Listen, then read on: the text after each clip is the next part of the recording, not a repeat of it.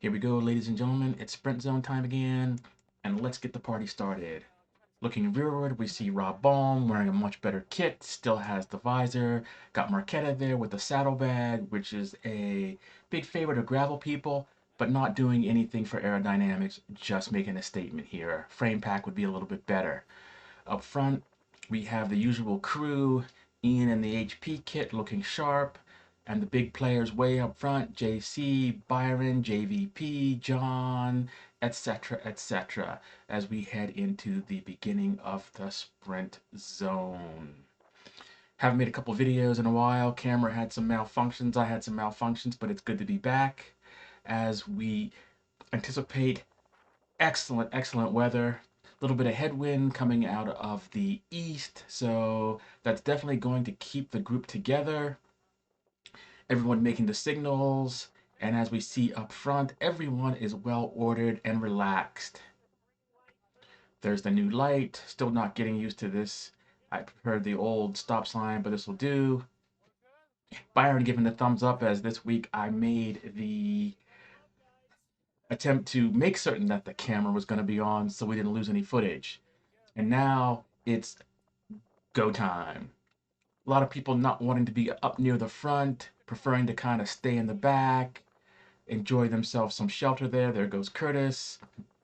The strong men, of course, don't shy away from the front, and that's why I'm up closer to where I need to be. Got, I think, Tim, JC, Mike Wida, and Hernan up front, keeping a civil tempo. Looking at my wattage, even sitting in the third row, still good wattage.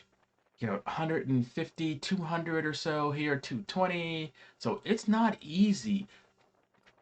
And this is probably because it's a little bit of a grade.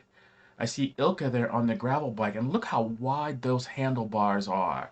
She is looking to, it looks like, not try to get dropped as early as usual, showing some confidence, whereas there are others that are way back there, in my opinion, too far back. And that would be you, JVP. Just stating the facts here.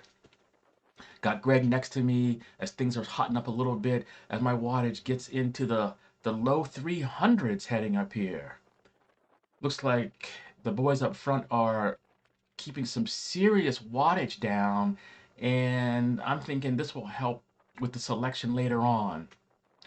Definitely a good warm up, keeping people straight, and they will not be having too much extra energy to try to make any attacks if this keeps up.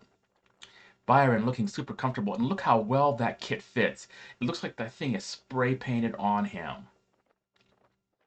Definitely good for aerodynamics, aerodynamic bike, and so he's able to do a lot of work and looking super comfortable. Greg there, welcome back, got his little helmet on. Looks surprisingly Romulan the way it is shaped there.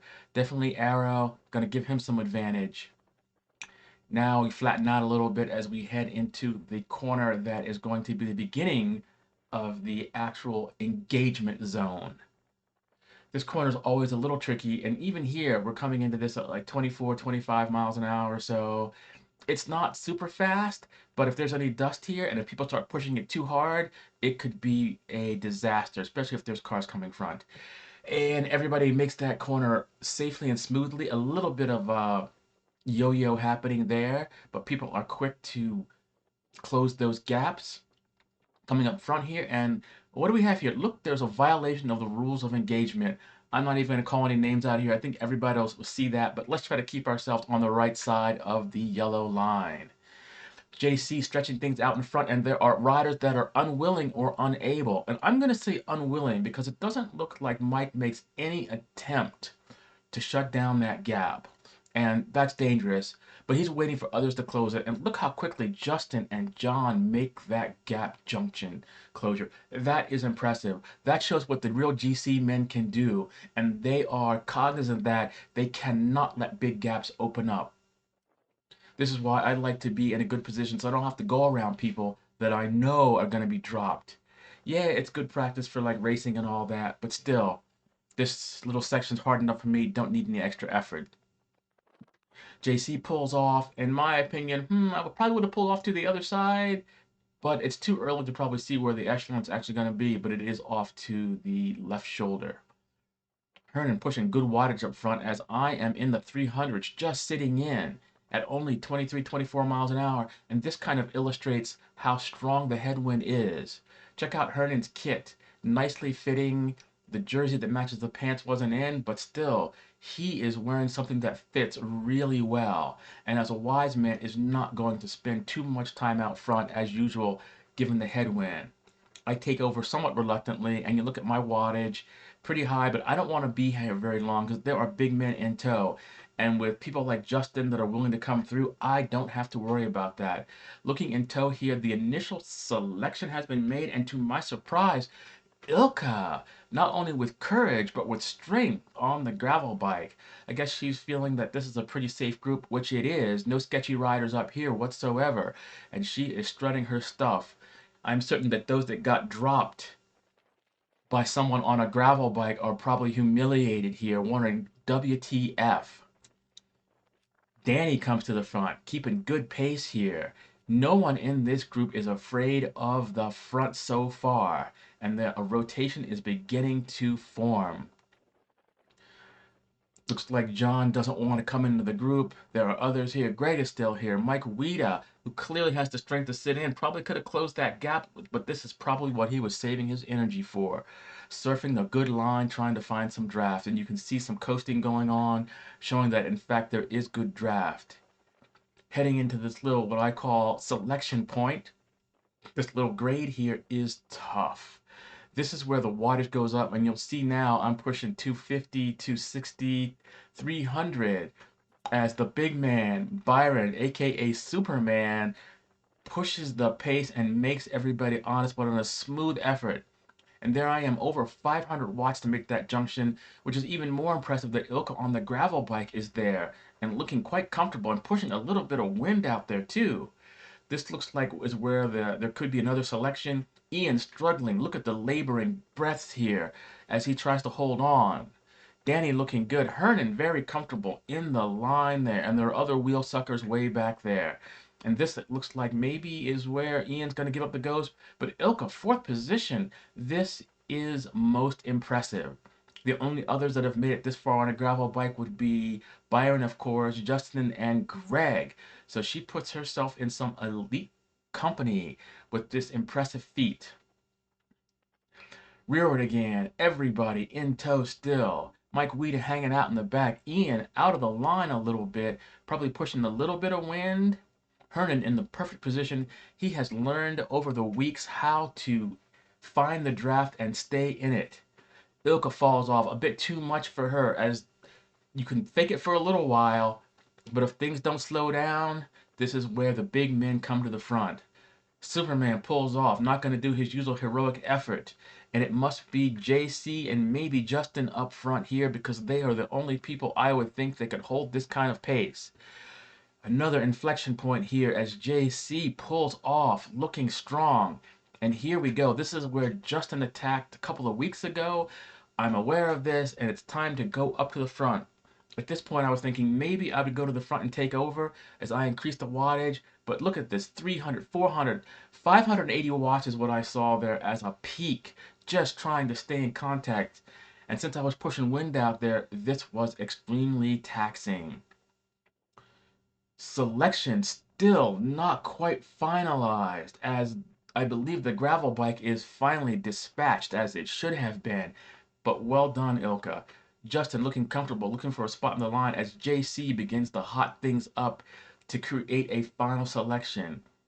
Byron looking super comfortable. Look at that smooth cadence. That is most impressive. It looks like it's a walk in the park, just sauntering. Nice arrow position. And take note, guys, that bent arrow position that Byron has, that is the most arrow position that you can ride in, even over being in the drops. Byron going to the front, and I'm thinking, I don't really want to be here. At 320 watts, 350, this is like, and Byron doesn't give a lot of draft. And you can ask Matthew Michaels about this. He always says, Byron gives no draft. His position is extremely efficient. I let JC slot in here. I asked him if he wants it. It's out of respect because it is disrespectful when the big men are forced to the back after doing work, and I know how to respect those who deserve it. It looks like the final selection has been made here.